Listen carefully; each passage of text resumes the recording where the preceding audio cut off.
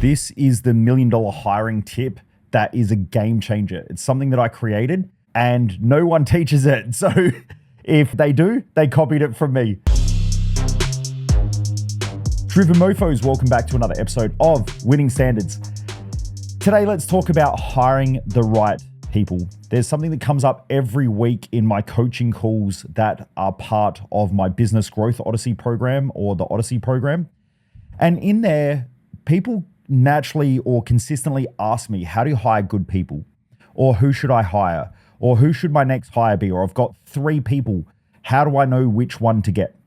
Here's what I do. So here's a couple little secrets that I teach to a lot of scaling business owners about how to hire the right people. Now, by the way, I'm not an expert at hiring. I'm not a HR expert. And in fact, I don't even know if there are such things as HR experts, because a lot of HR departments that I know actually have relatively average staff turnover anyway. Now, whether you like it or not, times have changed. Back in the old days, you could hire people and they would last for 50 years at a company. That doesn't happen anymore. It might in some cases, but a lot of the times it doesn't. What we have to do is, first of all, you need to shift your thinking if you're a business owner to building a team that wins championships. So every time I'm working with a business owner, I say hire the right people that you can win championships with. Don't worry about hiring people that last, because sometimes as a company scales, they won't last. If you're a small business, you need to hire people that can deal with a lot of uncertainty. Shit's erratic. They have to be semi-adaptable. It is really tough in a small business because there is no systems, no processes, very little infrastructure, and you almost have to fly off the seat of your pants. And so every day the owner will come in and say, hey, this has to be done. This needs to change. Nope, that thing that you're working on, this has to change.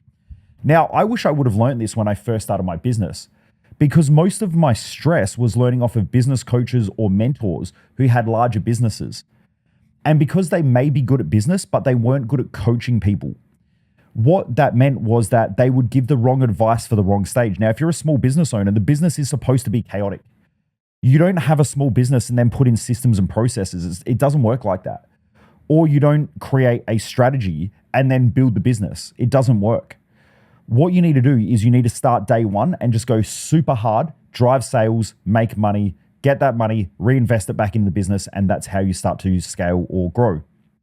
So that's the first stage.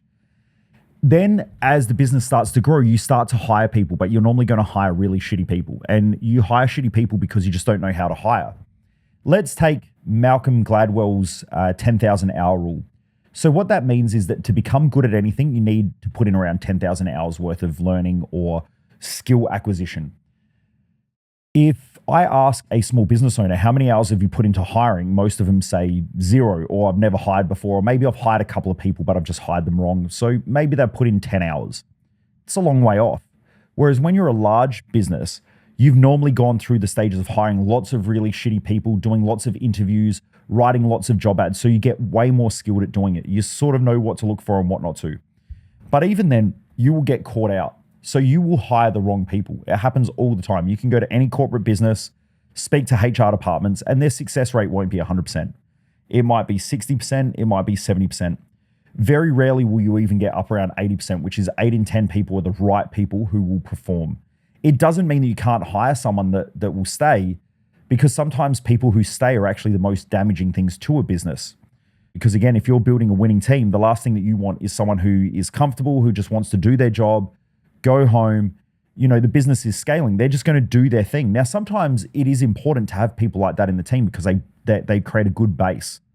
And you'll have the high performers which push, and the bases that just do the same shit day in, day out, day in, day out. Like what you don't want is you don't want a production line or even an admin sometimes. You don't want an admin that's highly creative, because if they do, they are going to change things all the time.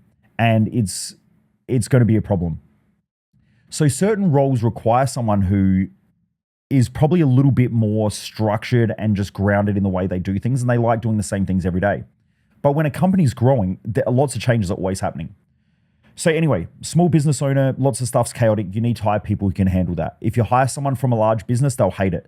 If you hire somebody from a medium-sized business, most of them will hate it because they're used to things operating at a certain speed. In a small business, stuff can change 10 times a day. In a large business, stuff might change 10 times in a year. So it's not, these big changes don't really happen in larger organizations. That's why if you go to a government agency, it seems like it takes forever to do anything because there's so much red tape, bureaucracy. It's got to go through 8 different departments because stuff needs to get signed off by the right people. You don't want to hire someone like that because everything will slow down in the company if you're a small business. So when we go to hiring, this is what I've learned. First of all, you need to do a massive brain dump of tasks. What most people do, and I've seen this in my own community, in the Odyssey community, is that people will come in and they say, I need to hire an admin. And I go, that's a bad place to start. Don't do that. Because if you're saying I need to hire an admin, you're hiring a role, you're not hiring a bunch of skills, or you're not hiring a problem that needs to be solved. And that's what you want to do. So for example, if I'm looking to hire a marketer, I will sit down and I'll brain dump, right, what do I need? And I shouldn't even say I'm going to hire a marketer. Let me just rephrase that. I want to hire someone who can help the marketing department grow. So the goal is that at the moment, I need more leads, but I also need more social media. So I sit down and I start brain dumping. What do I actually need? Well, I need someone who can film videos. I need someone who can edit videos. I need someone who can produce videos effectively and make sure that you can have proper storylines. I need to make sure that our Facebook ads are getting done properly, that these people can track what is going on social media and bring the data to me so that we can make better decisions in regards to social media. I need someone who can do the creative part of social media as well, where they come to me with potentially a script or an idea. We nut it out for maybe 30 minutes or so. And then within 2 days, we can film and then produce that piece of content. And so what I do is I keep going and I'm going to list all this stuff. Then what I'm going to do is I'm going to grab it and I'm going to put it into ChatGPT or I'm going to put it into Claude or some AI software. And I'm going to say, organize this into however many job roles you think it will be. Now, I automatically know based on what I've said, that's probably 3 to 4 different roles. What happens is small business owners want to get a unicorn. So they want somebody who's going to do social media, who's going to do video production, who's going to do reporting. They tend to be different skill sets. If you look at someone who films the video, they normally have skills of just seeing things in a certain way and seeing it from the customer's perspective or the person who's watching's perspective. The video editor or the production person will normally then go, what's the storyline? How do we put it together so it makes sense? That's what they do really, really well. So normally you've got 2 people there and you might even have a third person who is actually just a full-time editor, depending on how much content you want to press out. So there might be 2 to 3 roles there. Then you have someone who might be the Facebook marketer, or you might have an overall marketer whose job is to analyze all the data, figure out what needs to be increased, where the budgets need to be increased, decreased, where the ads need to change. Then you might also have a graphic designer and a copywriter. So there might be 6 or 7 different roles there. Now, in a small business, if you're trying to compete with a medium-sized business, you're wanting to hire someone who does everything, but you're probably going to hire someone who's a bit average at everything and you're going to get frustrated. So that's the first thing, is that if you're hiring, don't hire a role. Talk about all and list all the things that you want done in the department. Then from there, put it into ChatGPT or any sort of AI software and get it to analyze what the job roles are and split it into multiple job roles if you need to. And then maybe you can sort of start to craft it with AI.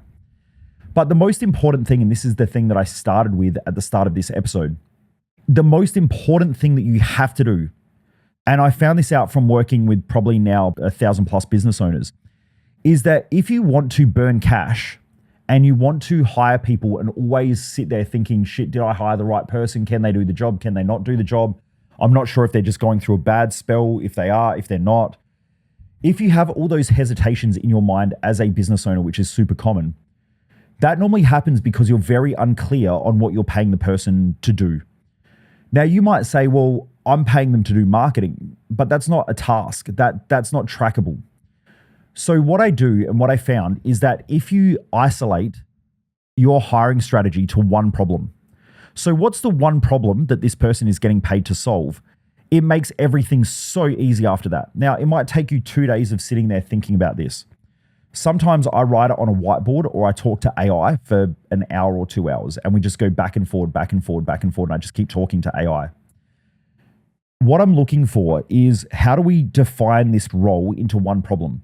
So as an example, if I sit there and I say, look, all the stuff that I spoke about before with marketing, there is one key problem that I need solved right now, and that is the attention problem on social media. So your number one priority is to make sure that you get maximum attention and expand our attention online, but do it in our brand. So as an example of this, what I don't want is I don't want someone who comes along who watches a lot of the social media shorts, which are all about how to go viral. And they come along to me and they go, you know what we should do, Mojo? We should do a dancing video. We should get all the staff together and dance in the office. I would look at that person and probably want to headbutt them because that's not our brand. I don't want to fucking dance. I don't want to dance in the office, and nor do a lot of the people who are listening to this right now. Nor do they want to dance. They don't want to see me dancing, right? I look like someone who has, some sort of mental concussion. If you want me to dance, it's not going to look good, right? I'm going to look not good, right? I'm going to get more unfollows from people having to watch me dance than anything else. So that's a really bad strategy. So I don't want them to just go and follow viral trends. What I want them to be able to do is to create it into our brand. The other thing that I don't like as well is I don't like everyone copying everybody else. So on social media right now, there are all these trends and everyone follows the trends. So someone comes out and they have A tier, B tier, C tier. You probably see it all over social media now. If you're listening to this in the future, it was something that happened where all these goofballs all sit around, they all copy each other and they have a tiered structure and they go, what do you think about this book? And they go A tier. What do you think about this book? C tier. And they put them into tiers. I think all of that stuff is just goofy, and all they're trying to do is create followers. If you're listening to this podcast, you're not a follower, you're a leader. And I don't build followers, I build leaders. So I want a community of leaders. I don't want a community of just followers that are all goofballs who just, want to just sit here to watch dancing cat videos and shit like that. I want people who want to build and scale businesses, want to be able to do it effectively, want to be able to lead themselves more effectively, be able to lead their family, their businesses. I want to be in a community of people who are crushing it in life. I would love to create events where I can hop on a private jet with 20 people, exclusively fly to the other side of the world, spend a week to 2 weeks there hanging out with some of the best and smartest people on the planet so we can all learn from them, and we go do that as a community. That's what I want. I want a community of people like that. I want a community of small business owners who are consistently growth driven, who realize that they're going to be the biggest bottlenecks in their business. So if I'm going to hire this person, I have to think about how do they solve the problem that I want, which is attention, but how do they do it in the right way? And languaging matters, which is why it might take 2 days. Because if I just say I'm hiring somebody to create more attention online, they're going to take that literally and go, well, we'll just do dancing videos, or we will do the A tier, B tier, and we'll just copy everybody else. But then I'm always going to be in the shadows of the top people, because the top people are creating ideas and are creating trends. They're not following them. And so I don't want to follow trends. I want someone who can help me create them. So that's number one. But then what I need to do is language it in a way. So I will say, I need someone. The problem that you're hired to solve is you're going to create either viral trends, or you're going to get us more attention on social media, but you're going to do it following our brand guide and also following our customer avatars. The customer avatar means that my team know exactly the types of people that we want to attract. Okay, we have Shane, we have Jane. They're two separate avatars. It's a female avatar and a male avatar. We have an avatar that's a couple. Therefore, if they read the avatar, they can sit down and go, well, the community don't want to see Michael dancing. That sort of stuff isn't really acceptable.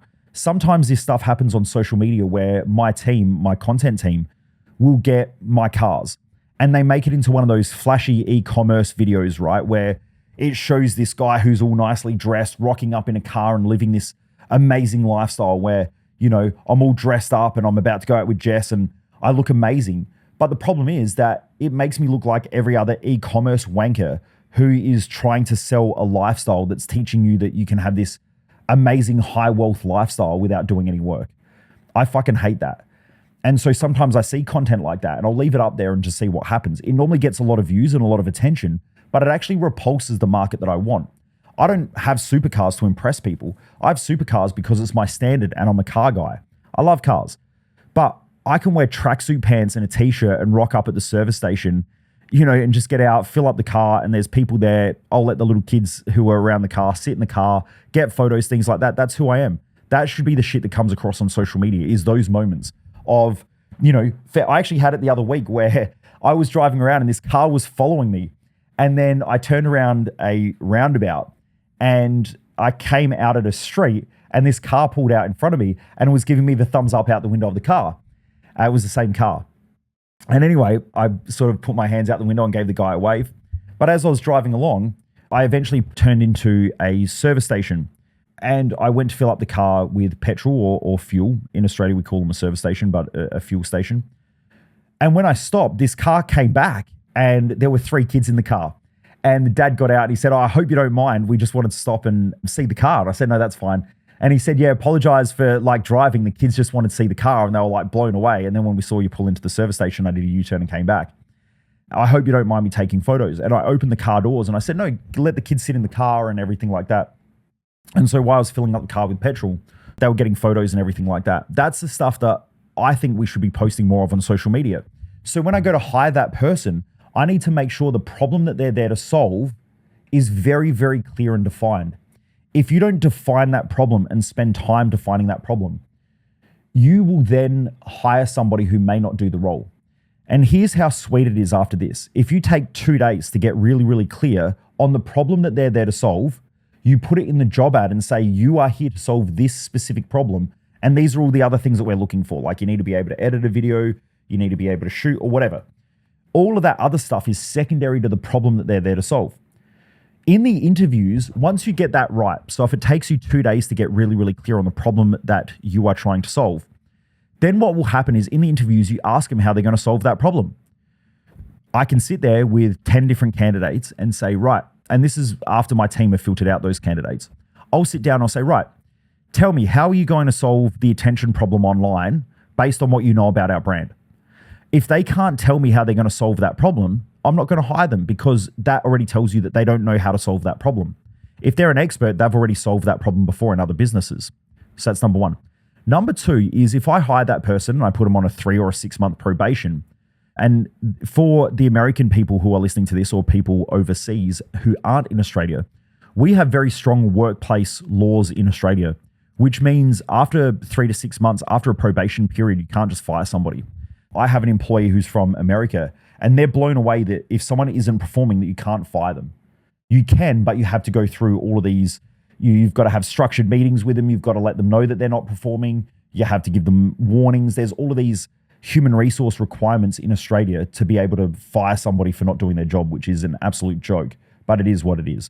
I understand it's there to protect workers, and there are plenty of shit business owners out there who treat their staff like shit, but there are also plenty of shit staff and workers out there who treat their employers like shit and also who treat their team members like shit.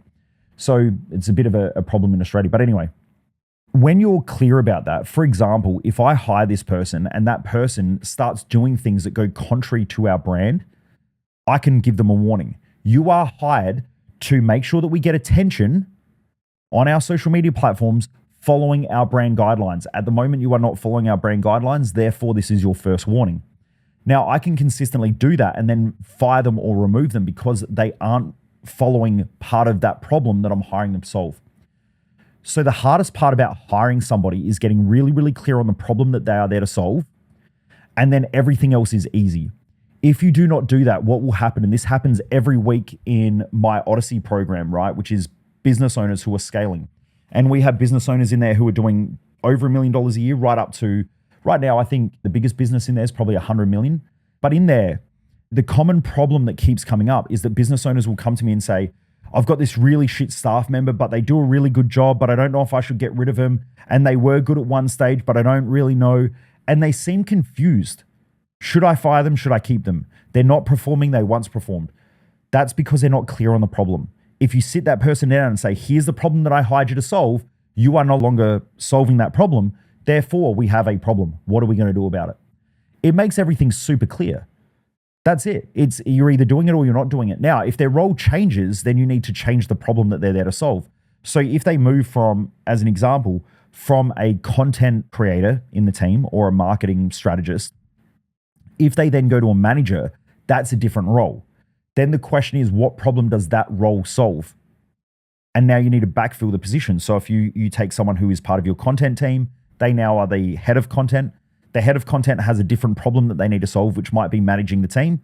that's a really bad example, but it might be managing the team to deliver specific outcomes on time and on budget. That's the problem that they're hired to solve. And then you backfill the position that you just moved that person from. So you already know the problem that needs to be solved. I guarantee you that if you just spend a day, it could be 24 to 48 hours, getting really, really clear in front of a whiteboard around what problem does this person solve that I'm about to hire, it will make your hiring so much easier. It will make your interviewing so much easier. It will make hiring, firing, and reprimanding somebody super easy because everything comes back to that one problem. If you sit there and you go, I need a social media person, the social media person needs to be able to do social media, they need to be able to post on Facebook, they need to run Facebook ads, they need to be able to do video editing. You just created this massive shit list of to-dos for this person to do, and they may or may not be qualified to do all of those things. So go back to the problem that needs to be solved. You want the outcome to be delivered, not the task to be done. What I find is that too many people will train staff to be task-driven, not outcome-driven. They're two different things. For example, a task might be to empty the bin. At the end of the day, I don't care if the bin gets emptied in my office or it doesn't. If I need to, I'll empty the fucking bin. What I care about is that the sales team put money in the bank. I want the marketing team to generate leads so that the sales team can close and convert. And I want those leads to make sure that they're qualified leads because they're the only ones who count. Then my finance department, I want to make sure that my finance department is super clear on forecasting, budgeting, and then also that they're up to date with numbers every week. That's what I want. So I think about all those teams being super clear on the outcomes that they need to be delivered, not the tasks that they need to do. If you're a task-orientated person and you're a business owner, it's probably because you're still in an employee mindset.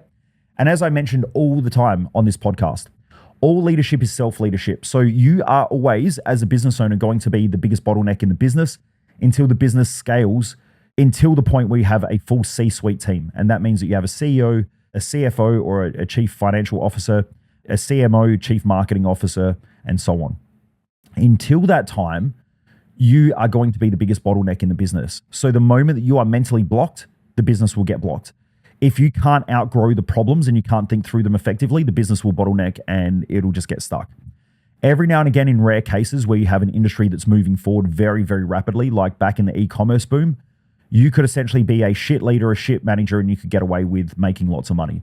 It happens in crypto where people were absolute idiots and never done any sort of investing before, threw some money into crypto, and now they're rich. That doesn't mean that that's a good strategy. It's just that that was more luck than skill. What you'll find is that after a while, skill and knowledge actually becomes the biggest separator between the haves and the have-nots. And so in your business, if you look around, there are probably people who are dumber than you who have way better businesses or way bigger businesses, and you wonder how that's possible. That's just because they have better skills and better knowledge, and they're driving hard and they're driving fast and they're pushing. So a lot of the time when your business is scaling, you have to move and evolve very, very quickly. But coming back to what we're talking about, which is hiring, if you don't know how to hire the right people and you don't know how to attract great people into your organization, it's going to be really, really hard to grow on scale. And you won't do it by working hard. In fact, hard work becomes the antithesis of growth after a while, which means that it's just the opposite of growth. So what I find is that small business owners who try to grow really, really quickly, they'll push super, super hard, but they go from working 70 hours or 60 hours to then working 100 hours. And they can't understand why the business isn't scaling. Like it's just, they'll start having high staff turnover. They'll start having team issues. They'll start having cash flow problems, and they just feel like they're drowning.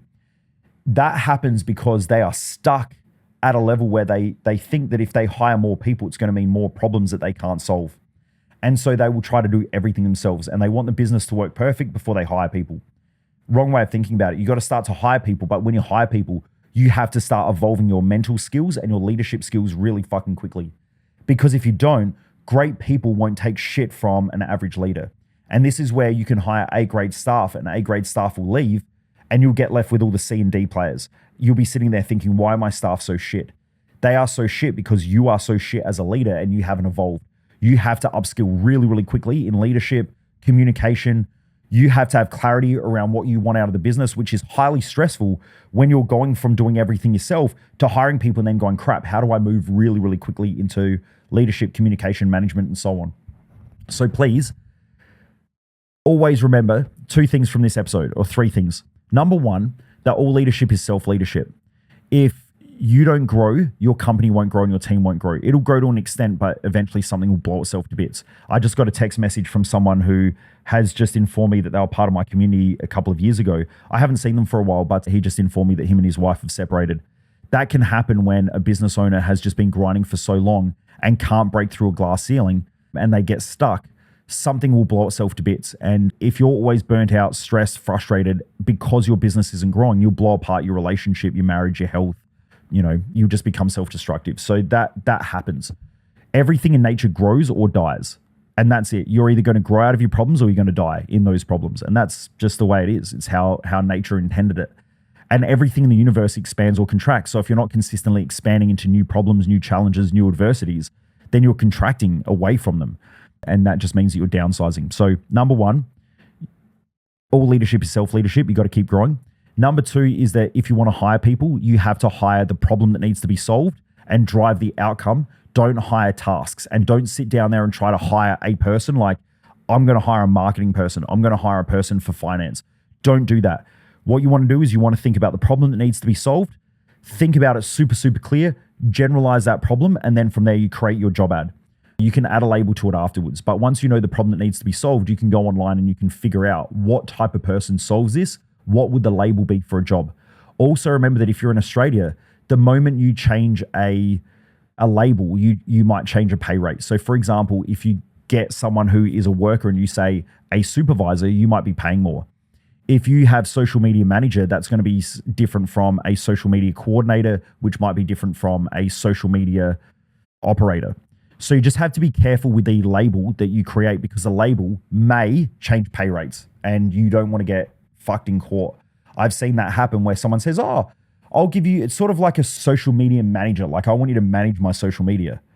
Then what happens, this person's been working for 6 to 9 months, isn't doing their job. They go to get fired, and then they go to, in Australia, we have something called Fair Work or whatever. The employee says, well, hang on, I was in a management role and I wasn't getting paid as a manager. You go to Fair Work and you say, well, they weren't managing anything. They were managing just the structure and the posting. They weren't managing people. And Fair Work say, yeah, but they have a management title, which means you need to pay them more.